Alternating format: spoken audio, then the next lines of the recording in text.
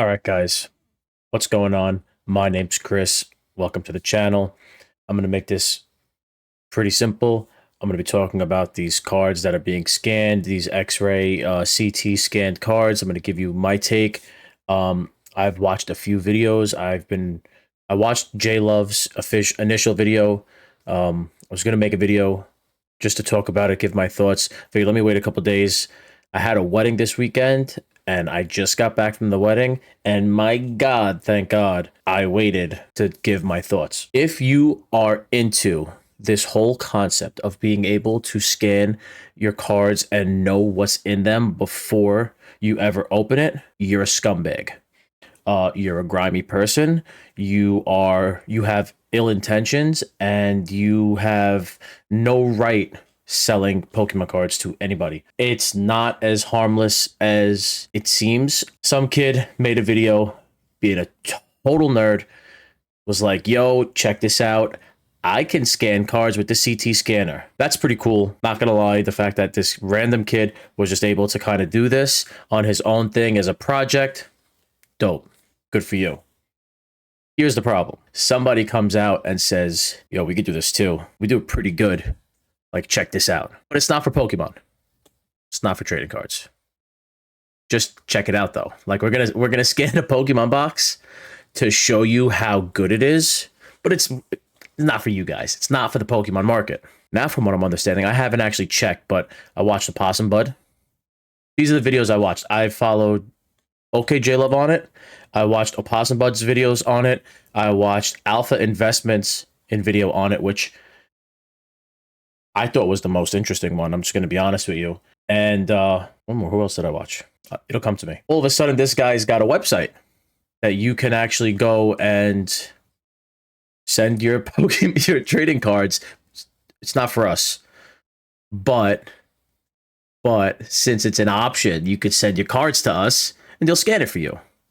If you send enough, it's like 65 a pack. Now, the good thing is, for the vast majority, in my opinion, I don't actually know. I could be talking out of my ass on this, but I feel like the average collector and probably the majority of people, of Pokemon collectors, aren't too involved in sealed vintage. I know, everybody's got sealed vintage. I don't think as many people, the average person to me does not have any sort of sealed vintage. So if you're talking about moderns, if you're only into modern and you only collect what's right in front of you, you've probably never been a victim to this. If you're a vintage guy and you're into this vintage sealed, some of your shits might have been scanned, bro. Like, it might have been scanned. I don't know. Maybe, I don't know how likely it's been. I don't know who you bought it from. I don't know who they bought it from. I don't know what. But I could tell you this. When I watched Alpha Investments video, I think most of his take on it is wrong. Just going to say that.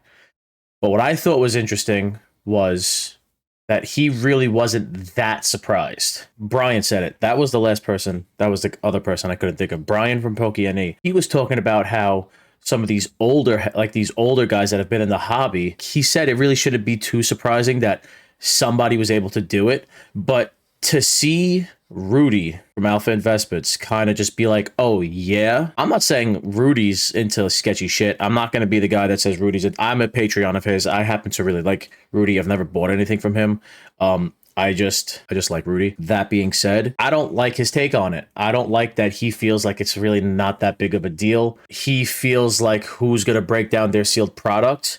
I don't know if he's now aware that they can do sealed boxes. You don't have to break down your sealed stuff. So now Rudy, in this example, Rudy could take all of his, I don't know anything about magic, could take all of his sealed magic and see how many sealed Black Lotuses he has. He doesn't have to break them down. He could keep all of the value on having it sealed. And somebody like let's say Rudy was a scumbag and he did have ill intentions and he was trying to just be a scam artist. He could 100% send his boxes to this company, and this company will scan them, go through them, see that this box has nothing. Now, obviously, I don't like it. I've said that. This company is going to have to figure out a way to prove that they're not just swapping people's shit in and out. Because who's going to send them something that could have a Black Lotus in it. All they have to do is have some sealed product of like as much sealed vintage as they need, and they could just swap boxes freely. You know what I mean? Like, go buy a couple of base set booster boxes and they could just have them in the shop. And every time somebody sends in a base set booster box to get verified, they could just swap it in with one of their fucking duds. They could just swap it, the good old switcheroo. Now they're saying that they're looking to do bank, like these sealed bank bags with serialized numbers. They're looking for YouTube influencers to like endorse them. Yo, if anybody you watch on YouTube starts endorsing this shit, unsubscribe to them immediately, because they have ill intentions. The only way that you could possibly think that this CT scanning is a good idea is if you have ill intentions. Don't get me wrong. I would love to be able to just scan what's good. Before I say that, let me tell you what I think is the real problem here. I don't believe that this company is going to do well, because I have enough faith in the Pokemon community to believe that the vast majority will not accept this. The bad apples will. The bad apples that can and will take advantage of it can and will take advantage of it. I've never been into vintage, but I am now officially so turned off to vintage because, sorry, just got to scratch my leg. The way Rudy reacted, to me, it seems like this has really just been a thing. He was too not surprised. I mean, none of us should really be surprised, but he was just not surprised, not fazed about it at all. I find that very weird. I got to be honest with you. I find that very weird. It makes me think that he might have known a little bit more about it than, I'm not saying he's doing it, but it just, to me, the whole vibe of that video made it seem to me like he knew that this was kind of as deep as it has already gotten. Like, we're finding out that it's gotten this deep, but like he's already known that it's been kind of this deep. I don't like it. I think if you're just into modern, you're fine. I know I'm all over the place and this is really ranty, but I had another thing that I wanted to mention.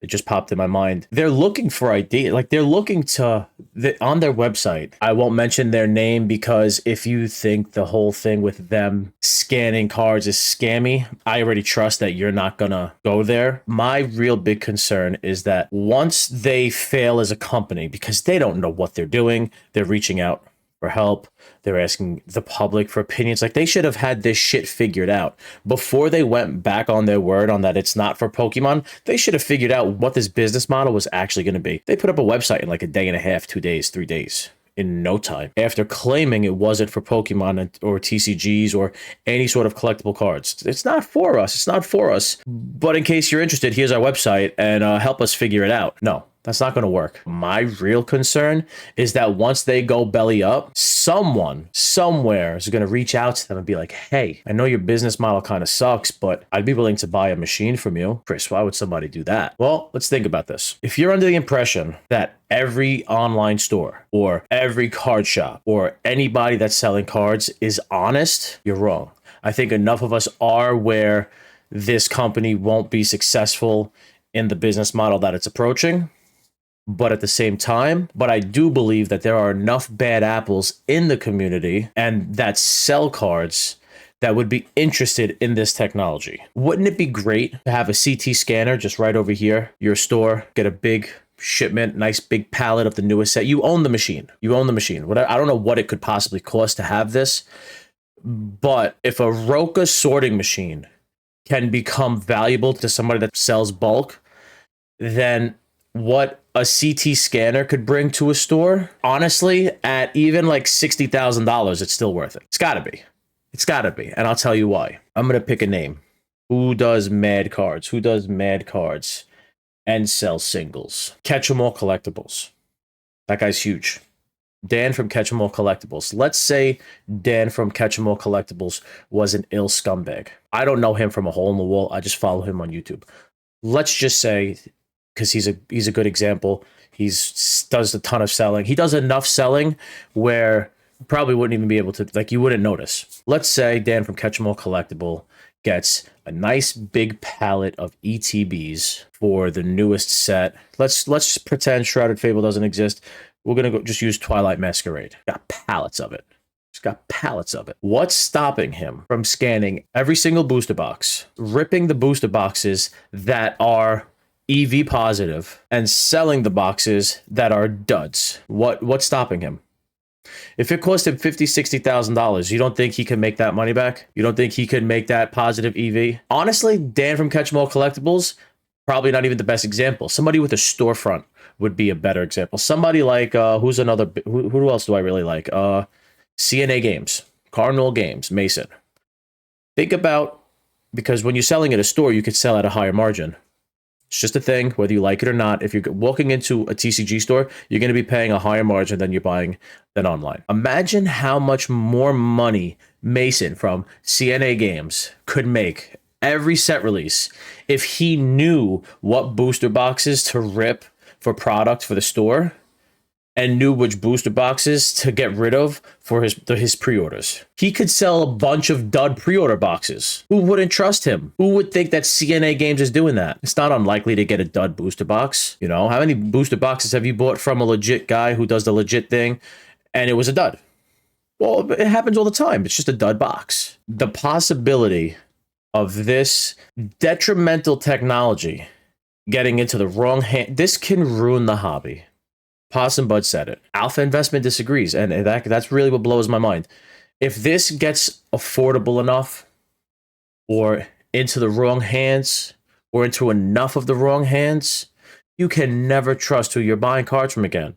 And yeah, that might sound crazy, but we live in a pretty fucking crazy world. And it would be real unfortunate to see if this little hobby of mine that, I mean, I don't even take this that seriously, guys. I like to buy cards. I don't even really sell that many cards. I'm getting more back into selling now because I'm buying too much. But it would be a real shame if this little hobby collecting side hustle thing I got going on is ruined because some jerk off is being a jerk off and scanning everything before he sells it. This brings weighed and unweighed packs to a whole new level of grimy, and I'm not digging it. I don't like it.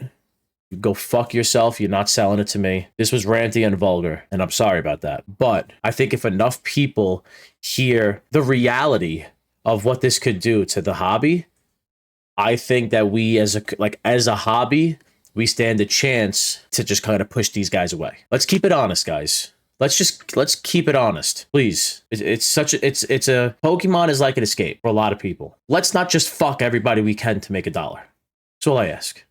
Let's just be honest again. Let's just go back to being honest. Thanks, guys. I'll see you guys. I'll see you guys. Thanks for watching the video. I'm out.